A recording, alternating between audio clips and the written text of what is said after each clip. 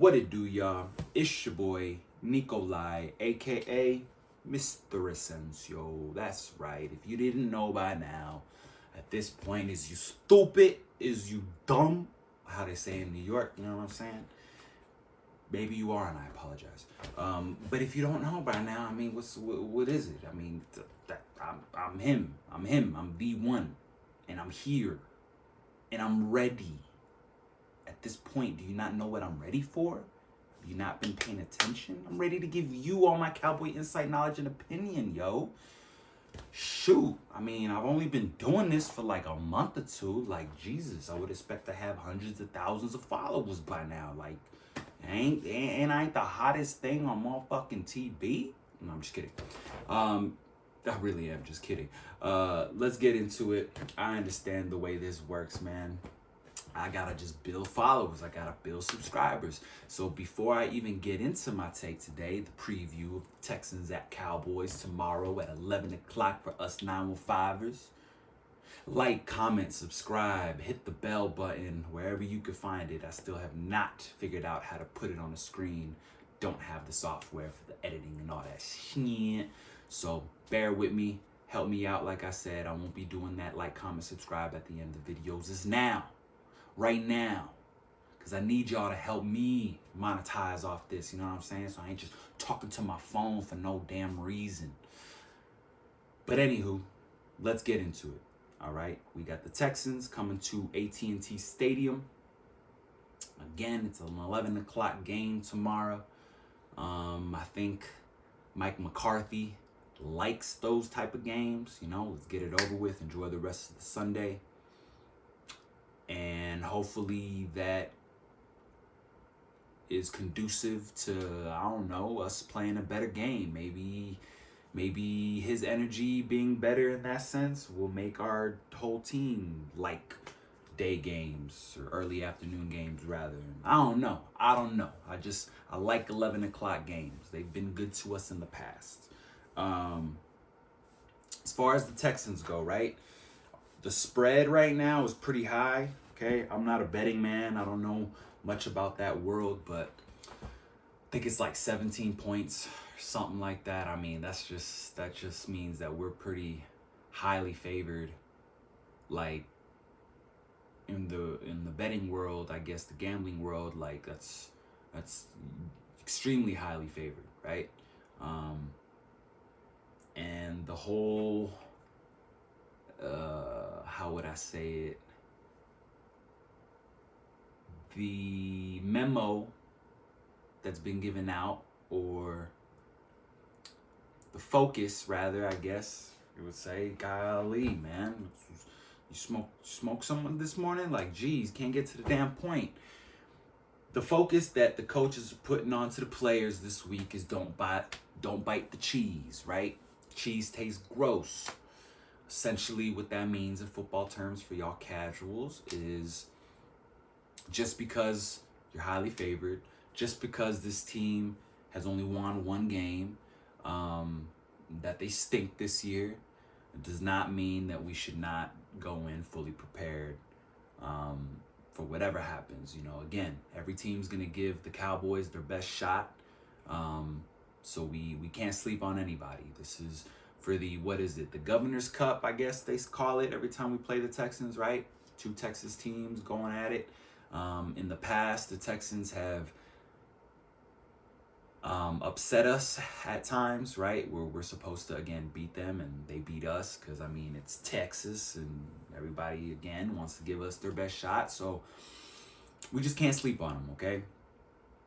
But all the fears that I had for the teams prior to this week, i.e. the Colts, you know, the Minnesota Vikings, teams that we spanked on, right, when it comes to the actual ending scoring differential.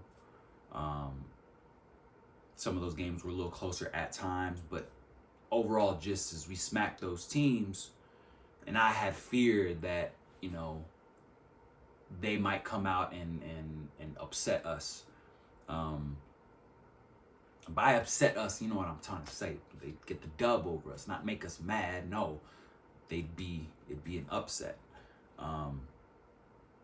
And this team, I don't feel that way, right? I know. I take a long time to get to the point, but this team, I don't feel like that. I feel like we'll go in and for the first time, from beginning to end, right?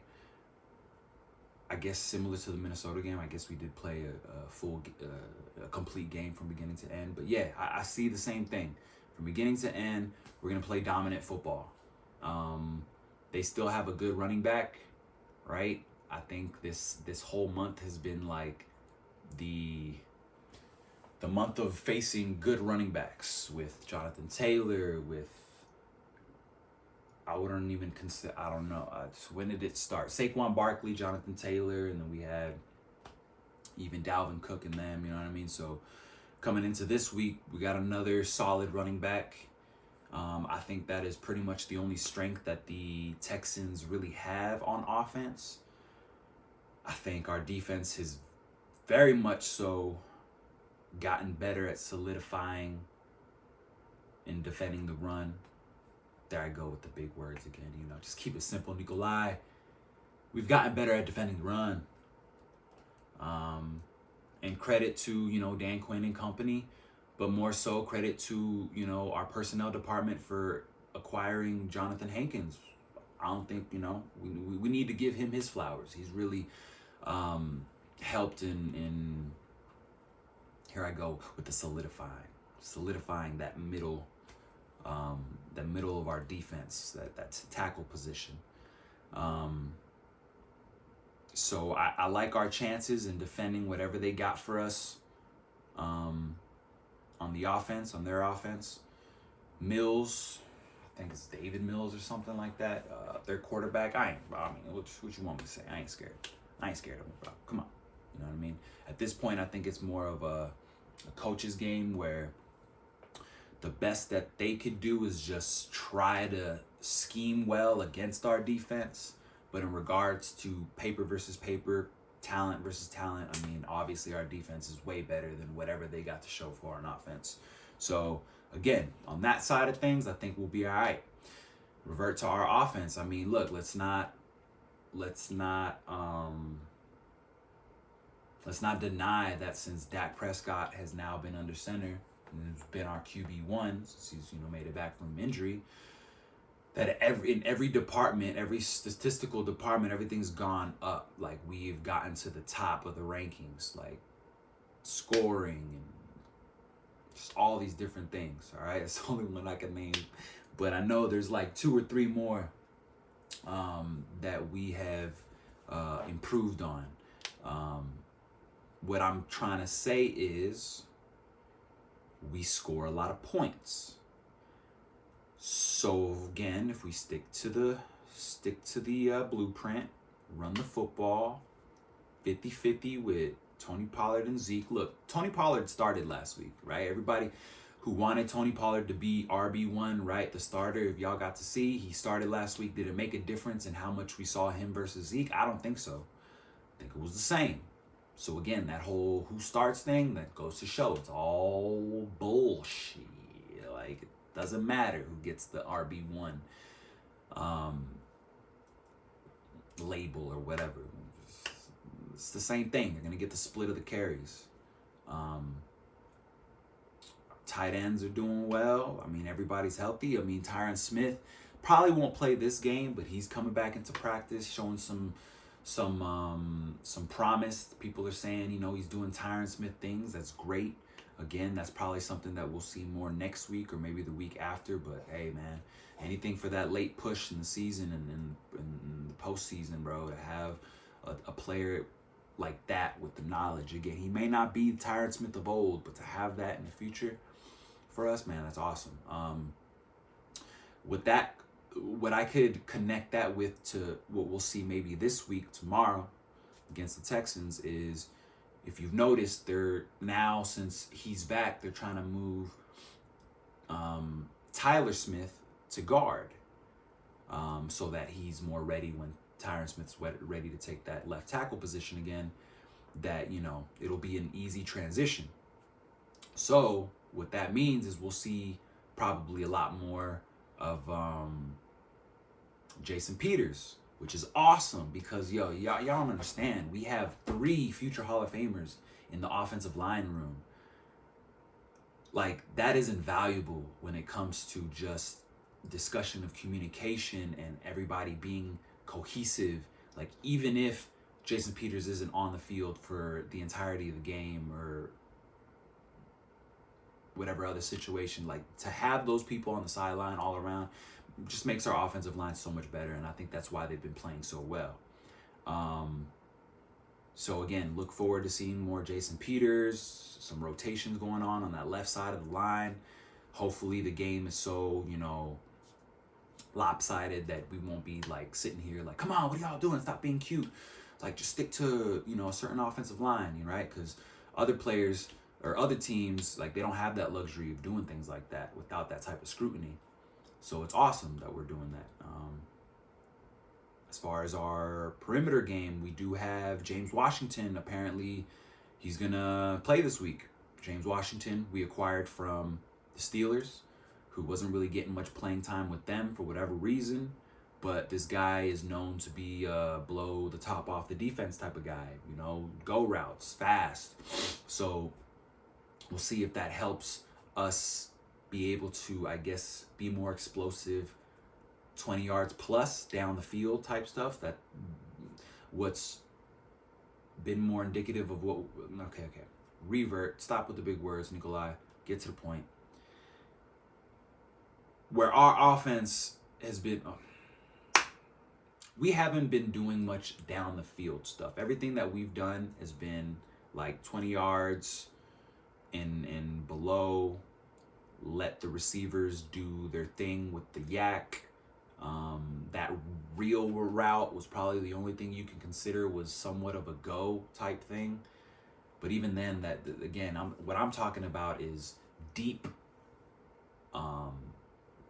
post routes, go routes where Dak is throwing 40, 50 yards down the field. Like, we have not seen that at all this year.